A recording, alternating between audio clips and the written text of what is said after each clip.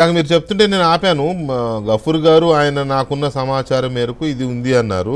Okay, సమాచారం ఉందా లేకపోతే ఒక ఆలోచన లేకపోతే అది పక్కన పెడితే ఇలాంటిది ఒకటి చర్చ ఉందనే అనుకుందాం. ఇది సొల్యూషన్ అవుతుందా ఒకటి. రెండవది, డెఫినెట్గా కార్డులు మాత్రం విపరీతంగా ఉన్నాయి. ఇప్పుడు ముప్పటిగా ఎవరికి పడితే వాళ్ళకి ఇచ్చేశారు. రాష్ట్రంలో ఉన్న కుటుంబాల కంటే కార్డుల సంఖ్య 20-30% ఎక్కువ ఉన్నట్టే ఉంది. అలాగని కార్డులు తీసేయడం మొదలు పెడితే రాజకీయంగా అది పెద్ద డిసడ్వాంటేజ్ అవుతుంది. డిసడ్వాంటేజే కాదు, డిజాస్టర్ కూడా అవుతుంది అధికారంలో ఉన్న పార్టీకి తీయడం మొదలెడితే. కానీ చాలామంది రేషన్ కార్డులు రేషన్ కోసం తీసుకోవాలా. నాకు తెలిసి 60-70% of card holders are using those cards for హాస్పిటల్స్కి, Aarogyasri and date of birth, caste ఇటువంటి వాటి కోసం వాడుతున్నారు తప్ప రేషన్ కోసం అయితే కాదు. ఒకవేళ ఏదన్నా ప్రభుత్వం మీకు రేషన్ అవసరం లేకపోతే ఈ మిగతా వాటికి ఉపయోగపడే మల్టీపర్పస్ కార్డు ఇస్తాము, రేషన్ కార్డు మీరు స్వచ్ఛందంగా ఇస్తే అని చెప్పి అనొచ్చేమో. అప్పుడు పొలిటికల్గా కూడా ఎలాంటి డిస్టర్బెన్స్ ఉండకపోవచ్చు. అసలు ఏం జరుగుతోంది? వికే గారు, ఇక్కడ 3 అంశాలండి.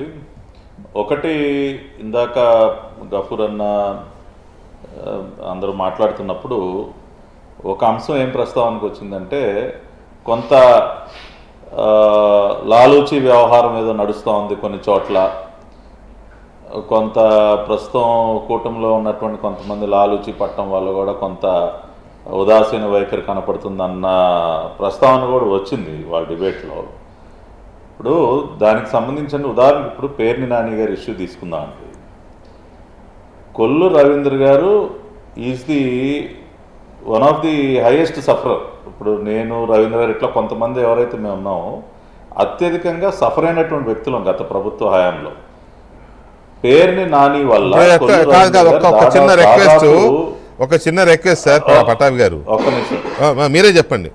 అది కామన్గా చాలా చోట్ల వినిపించే ఇది ఉంది కాబట్టి చెప్పాను. కానీ ఇప్పుడు మీరు కొల్లు రవీంద్ర గారి గురించి అంటే మేము ఆయన గురించి ఏదో కామెంట్ చేసినట్టుగా ఉంటుంది. I know is very gentlemen, ఎక్కడా కూడా ఇటువంటి వాటికి అవకాశం ఇవ్వని మోస్ట్ లాయల్ టీడీపీ కార్యకర్త. నేను ఓపెన్గా చెప్పగలుగుతా, నాకు కొల్లు రవీంద్ర గురించి పర్సనల్గా తెలుసు కాబట్టి. అంతేగాని ఇప్పుడు మీరు దాని గురించి పర్సనల్గా మాట్లాడితే ఇది అటు డైవర్ట్ అయ్యే ప్రమాదం ఉంది. ఒక మంచి మనిషిని మనం టార్గెట్ చేయాలి. మీరు అన్నారని అనట్లా, లేదు మీరు టార్గెట్ చేశారని అనట్లా, మీరు అన్నారని కూడా నేను అనట్లేదు. కాకపోతే వాళ్ళ పేరుని నాని గారి ఇష్యూ మీద పెద్ద ఎత్తున చర్చ జరుగుతుంది కాబట్టి నా అంతరికి నేను చెప్తా ఉన్నా. ఒకసారి అంటే డిబేట్ చూస్తున్న వారందరికీ కొంతమందికి కూడా తెలియాలి కాబట్టి. ఇప్పుడు పేర్ని నాని గారు అరెస్టు వ్యవహారంలో కానీ ఇంకొక విషయంగా కానీ ఎక్కడా కూడా ఎవరు కూడా ఉదాసీనంగా ప్రవర్తించినటువంటి అవకాశం లేదు. ఒక తప్పుడు కేసులో కొల్లు రవీంద్ర గారిని ఇరికించి 3 నెలలు రాజమండ్రి సెంట్రల్ జైల్లో పడేశారు ఆయన. కానీ ఇంకో పెద్ద మనిషి హెల్ప్ చేస్తాడని వినపడుతుంది, చూసుకోండి. సరే, ఇప్పుడు సార్ ఎవరు కూడా ఒక్క కొల్లు రవీంద్ర గారే కాదు, తెలుగుదేశం పార్టీలో ఎవరు కూడా పేర్ని నానికి ఇంకొక రకంగా సహకరించే అవకాశమే లేదు. ఎందుకంటే అతను అంత మితిమీరి ప్రవర్తించాడు, అంత వేధించాడు ప్రతి ఒక్కరిని. ప్లస్ పెద్ద అవినీతి పరుడు, ఒక తిమింగళం లాంటి వ్యక్తి అనమాట. కొడాలి నాని, పేరు నాని ఇద్దరు కూడా జిల్లాలో వల్లభనేని వంశీ, ఈ ముగ్గురిని కూడా 3 idiots అని పిలుస్తారు. కాబట్టి ఖచ్చితంగా పేర్ని నాని ఇష్యూ విషయంగా కఠినంగానే ఉంటుంది ప్రభుత్వం.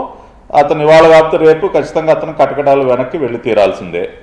ఇక రెండవ అంశం ఏదైతే ఉందో, ఈ డీబీటీ పద్ధతి ద్వారా అంటే బియ్యం సరఫరాని పూర్తిగా ఆపేసి కొంత క్యాష్ ట్రాన్స్ఫర్ జరిగేటటువంటి అవకాశం ఉంది అని ఏదైతే గఫూర్ అన్న అన్నారో, ఆయనకు ఉన్నటువంటి సోర్సెస్ ద్వారా ఏదో తెలిసిందని చెప్తా ఉన్నారు.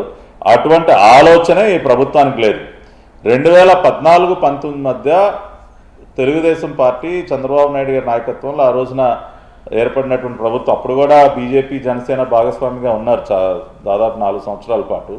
అప్పుడు మేము ఒక్క బియ్యమే కాకుండా అనేక ఇతర వస్తువులను కూడా అందించాం. గఫూర్ అన్న మీకు గుర్తుండే ఉంటుంది, అది గోధుమలు కానీ, నూనె కానీ, పంచదార